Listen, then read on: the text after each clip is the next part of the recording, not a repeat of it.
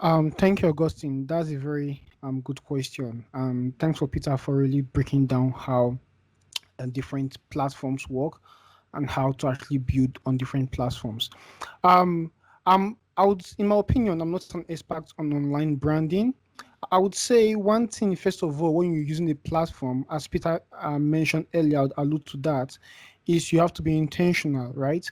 And you have to, that platform is owned by a brand, and you have to make sure you work with their core vision and their mission and their purpose, right? Because that is their brand, right? So if you're going to work on a platform, for example, you need to know what their terms and conditions are for that platform. And a lot of times we don't pay attention to terms and conditions. We just look at that and we just accept and we move on.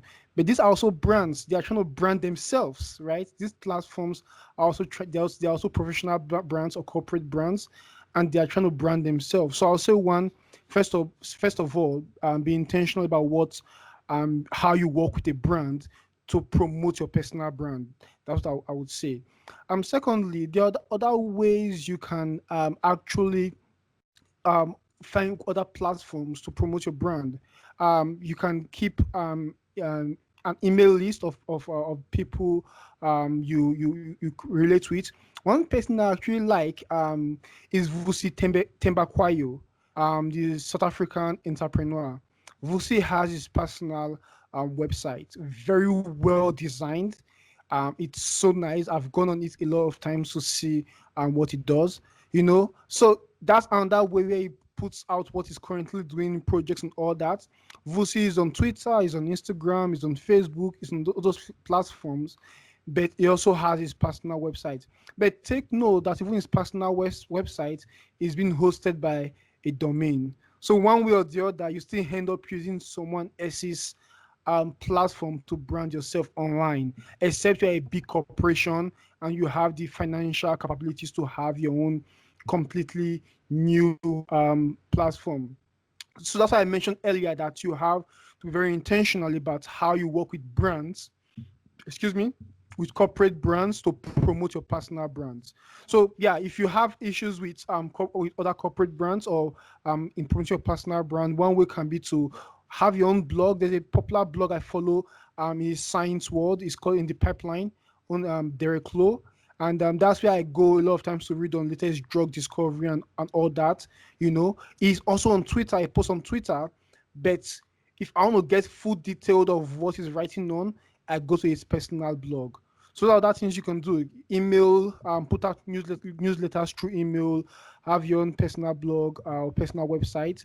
But again, one way or the other, you almost always working with a different brand, right? You have to use a Gmail to have an email list, right? You have to have a domain, get a domain name and be hosted to have your own personal website. So make sure you're working hand in hand with other corporate brands to promote your personal brand. Thank you, Paul. Thank you very much. That was exhaustive. Two things you said that I will take to heart, and please, viewers, you need to pay attention. You need to have, a platform where you onboard people to, from the borrowed platforms. One of my very good mentors, Johnny BD, usually says they are usually rented, platforms and they are owned ones. So if you are using rented platforms like the big platforms that we all know, you have to have a system that you can use to take them off that. And especially if you're looking at monetizing, if you're looking at monetizing, you should have your own website, you should have your own email list, like Paul just opined. And I think those are very wonderful ways of yeah, keeping a handle on who and how you control the people that you interact with. um Chukwunonso Nwabufo, as we rounding up, um, do you feel there are things that people can do to enhance their public, perception? How you appear, just some checklists that people can go through. Are there, things you feel you need to do this maybe, or things that you did while when you started up, if you can give that to us. Thank you. Well, I would say it's all about that intentionality. It's also taking some time to ask yourself, it's not just has a LinkedIn account, doesn't mean that they all have the same goal. when you create online platforms or online profiles, you have to ask yourself, what do you want to achieve from this? I think that that end goal should be the driving force for every other thing you're doing. Some people can have a LinkedIn account just so they can get recruiters to notice them. Some other people on LinkedIn basically to connect with people in the same professional network. Some other person might actually be on LinkedIn just to have a profile. So when you figure out exactly the reason why you want to be online, the goal that you want to achieve, then based on who the target is, then you will structure yourself to make sure that you're actually meeting that goal. And then you will have to be intentional. The intentionality is very important. And I think the key part is just be authentic. There is no need to depend on who you are not. Be authentic. Know what your goal is when you're online. Keep track of that goal and just be as authentic as you can. Thank you, Chukunoso. Peter, quickly, even as because I want us to get going because we are, producers are telling us, you need to round up. One thing I also know is some people have made mistakes in their life, young people who prior to these times made mistakes and had the wrong, perception created about themselves. How do you feel they should go about it? Yeah, any advice and what should they do? What must they do to correct their, their perception, the perception that the public has for them? Well, if you've already publicly, shown a side of you that you're not so proud of, you showing it to the public. The best way to correct it is now show, begin to project yourself, in the real person that you actually want to be. You've seen some people, made some posts in the past, and then as time progresses, you discover that some of those posts does not actually align with your visions and your core values that you've started developing. I think it's pretty fine to have that transition between, oh, this is what I used to be, and then this is now who I am. So then you can do a cleanup, right? If you've looked through your post, and then I do that a lot, right? So there was a time I had to go through my Facebook post and then see some of the things I posted when I just started Facebook, right? Because if it doesn't align with my goals and visions now, then there is no point for them being there. Because I've actually seen people, they will tell you, oh, they go through all your posts. They go through your post to see how consistent you are and how when you actually started up, right? So I think it's important to, see what are some of the things you posted, and then if it doesn't align with your core values and the vision, if there is not everything you can actually delete, right? So if it is your own Facebook post, for example, or Instagram, or all that, you can actually delete them.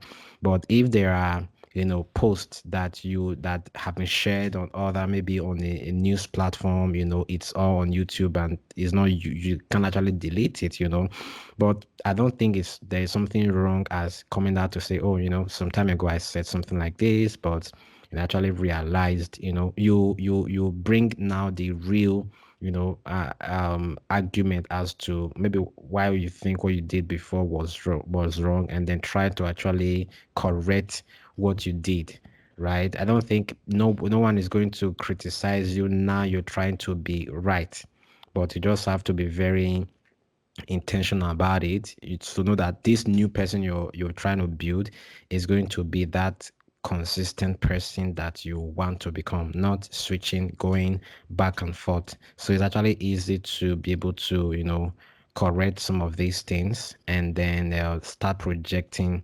When people start seeing more of your new self, how you're branding yourself, then they'll begin to say, okay, this is now who this person is. And then when they won't see something you did maybe like 15 or 20 years ago, they can actually attest to the fact that, oh, this person has changed by the reason of the new contents and the new self that you are trying to build. One last thing I would say, don't get tied up in the past that you forget to build the future. Thank you very much, Peter. Very exhaustive. You have to own up to your errors of yesterday. And in order to add to what you said, one thing I've told people, and I think I should share, is that don't wait for the bubble to burst. If you've made mistakes in the past, clear it up. You put out content that will dispel that if it's out of your control to correct. There are online tools, to use to clean up your old profiles. You can use that to check them online. Google yourself. I tell people that they just log out of all your platforms and Google yourself. What comes up?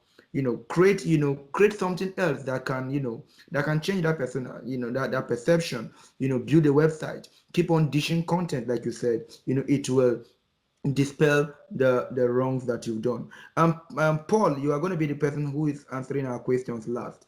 Some people, when they start out, are young, they are naive, and they don't have the social proof to become the brand. Because I used to know that for you to become a top brand, you need personal proof, social proof. You need achievements out there. You need people, recognitions, to be able to stand out as a big brand out there.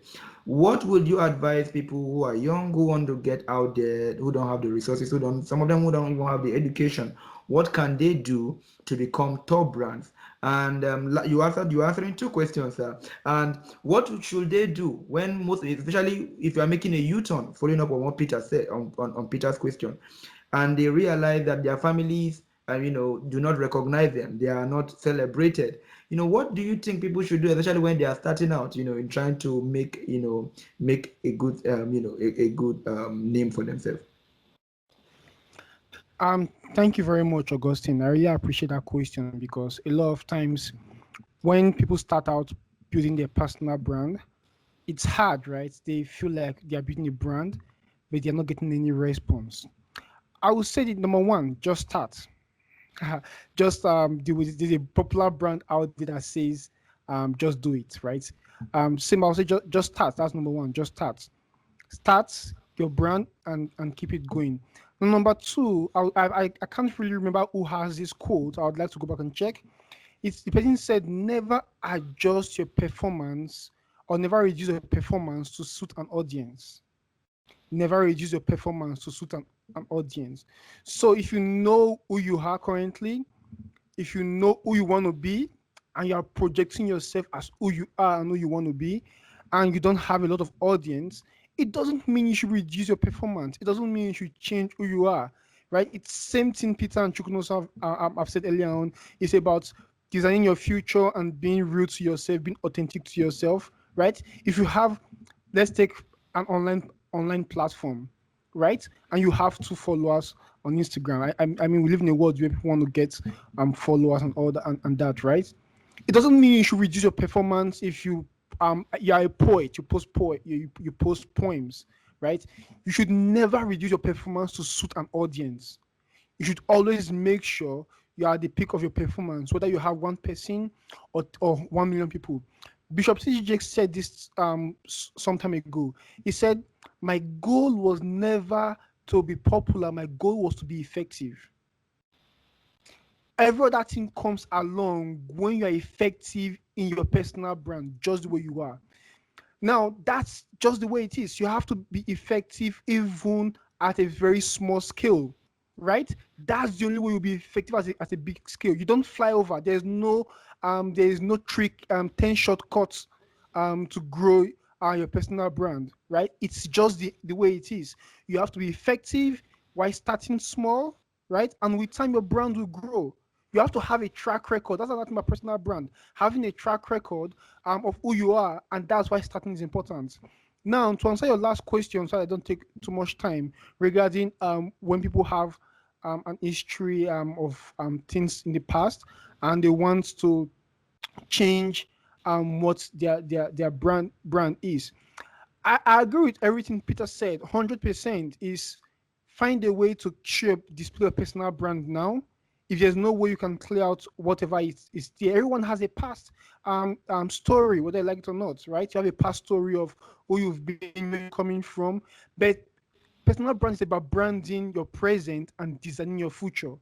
So now you have to be intentional about how you brand your present and how you design your future. Lastly, even your past can be a story to influence others. When people see, oh, this person had a past story this way, but has been able to take a U-turn to transform his life. You hear of people who were doing a lot of things before and they became men of God. Even Paul in the Bible has a personal brand. He was persecuting Christians, became an apostle, and he wrote the epistles. Right. So even your past, if there's no way something you're not proud of, if there's no way you can clear that off, that can even be your story or personal brand. That can be, oh, this person had this story before, but he grew up, he identified his value system, identified his purpose, he wrote down his vision and his mission, and he has transformed his life totally. Right? That can be something that even corporations, even a certain set of audience look forward to. So in summary, just you start branding yourself, start working on the present, look at the past. If there's something you're not proud of, see how you can take care of that. If you can't, it's part of your story, and design your future. Peter said earlier on, don't I can't quote him verbatim, but mentioned something about not relying or dwelling on your past, or don't let your past prevent you or limit you from going ahead. That's what it is. Start designing your future now. Project who you are and who you want to be. Thank you, gentlemen. Thank you, Paul. Thank you, everyone, for staying with us till this very time. We've all heard it from the experts. In a short while, I'm going to be asking them their favorite platform on which we can follow them. So you get your pens ready. You need to write out where you can meet them and what name they go by on this major platform. Just one major platform. But as you've listened in, Paul just gave us a summary of what I feel you need to do. You can't slow down. You need to get started.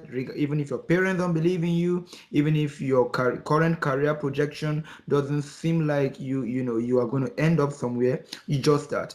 I will also advise, in addition to what Paul said, that you can also make use of you can also volunteer. Many of us actually grew by volunteering, especially to get social proof. You can do things for people for free, pro bono cases, so that you can become, you can get some cases under your belt, and then you can move up the ladder. One thing I will also leave with you today on personal branding is that make sure that you are known for something. Make sure that you stand up for something, because if you keep on shying away from responsibility, you will not amount to much. It's a big risk to put yourself out there, but it's part of what we are all here meant to do. You are an expert in your field. Why sit back and allow somebody who is not an expert take charge of that industry? You and I, you can do a better job, dispelling rumors. Why not stand up? Make that bold step. You might not be comfortable doing it, but I believe that you will do a good job doing it. I'm your cheerleader, and every one of the guys on the platform is a cheerleader, and we await your unique testimony, your unique your triumph over this seeming roadblocks that you've had over the years. Gentlemen, even as I round up, I will quickly ask you what favorite platform you want to where we can follow you to get more of your content. If you have a podcast, what's the name and where can we get it from? I will start with Peter. Do you have a favorite place where we can follow you? And then if you have podcast. Yeah, so you can follow me on LinkedIn, Peter Isesele, and then also on Facebook, Peter Isesele, and then on YouTube as well, Peter Isesele. And so if you want to follow my Facebook page, GradNest Edu Mentorship. So wherever you see GradNest, it's Peter Isesele, and then you can follow me right there. I also have GradNest a page on LinkedIn as well. So just follow me. And then if you have any question or any query, I'll be able to help you, in whatever way that I can. Thank you very much, Peter. Paul, yes, can we hear from you, sir? Yeah, thank you, Augustine. You can follow me on LinkedIn, and my name on LinkedIn is Almost J Paul Agbogun, and that will be in the description. So if you go on LinkedIn, search my name, and you can add me as a connection on LinkedIn. Yeah. Thank you very much, Paul. Chukwuna Onsemwabufo, where can we meet you, sir? A LinkedIn platform will also be a great place to reach out to me, and it's my name there is Chukwuna Onsemwabufo. Looking forward to connecting. Yeah, thank you very much. Thank you, ladies and gentlemen. I'm your moderator for today's conversation. My name is Augustine Osilama Yusuf. You can follow me on Facebook, on Instagram, on Twitter, and on LinkedIn. My favorite place of connecting with people is on Facebook. I have a group where I help people to become better, especially in branding and what have you. The name is the Flight Plan. So I look forward to seeing you on the Flight Plan with Augustine Osilama. And from the guys and myself, until we'll come your way some other time, remain fruitful, remain productive. Have a good week ahead. Bye bye.